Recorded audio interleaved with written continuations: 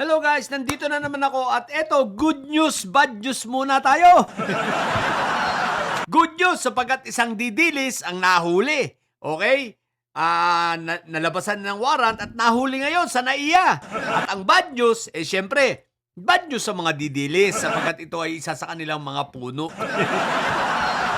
Okay guys, pag-usapan natin itong si General Pokis. Oo, si General Pokis po ay nahuli sa NAIA kani-kanina lang ano. So, alam ko kakabalik lang nito, hindi ito paalis, pabalik. So, pagkabalik niya, galing sa ibang bansa, hindi ko alam kung saan nang galing, no, na bansa, pero pagkabalik niya, yun, alam ko nahuli. Dahil nalabasan ito na yan, nalabasan ito ng warrant, no, ng RTC sa Quezon City. So, sinampahan siya ng inciting to sedition. Pero may bail naman.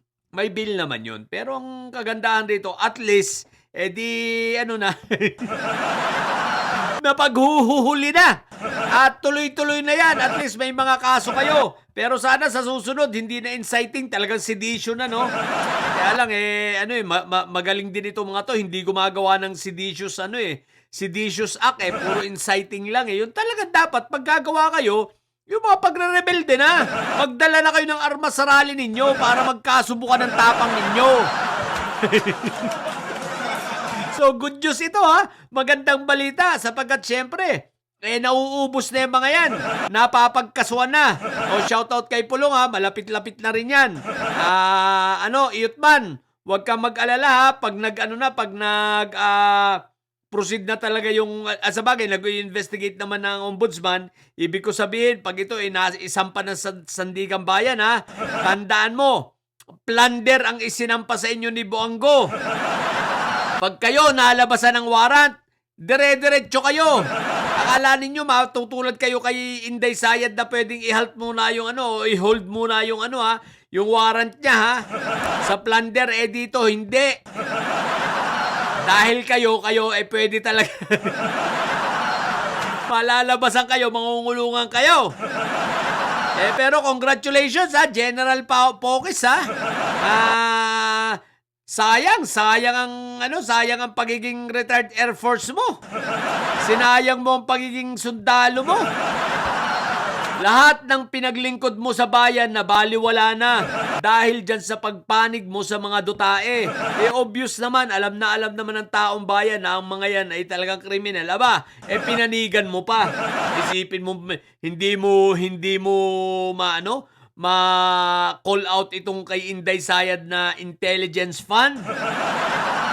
Tapos nagtayo-tayo ka pa ng mga anong pangalan nung samahan nito mga to na nagbuo ng rally nung nakaraan. Ewan ko anong pangalan niya, bahala kayo. Yan yung pinakamarami, mega rally nila, 4,000 yan sa pamumuno nito ni General Pokis. Ayun, sa awa ng Diyos, ayun, nahuli na. Magpapiyansa naman yan, importante may kaso.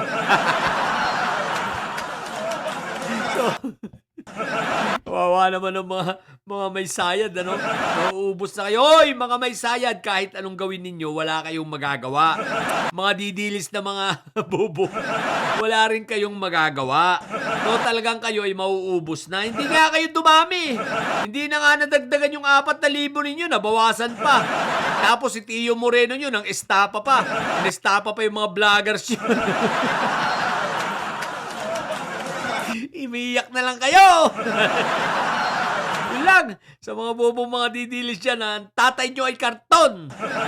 Manatili kayo mga bobo at may sayad. Sapagkat ang may sayad ay laging high blood. Bye.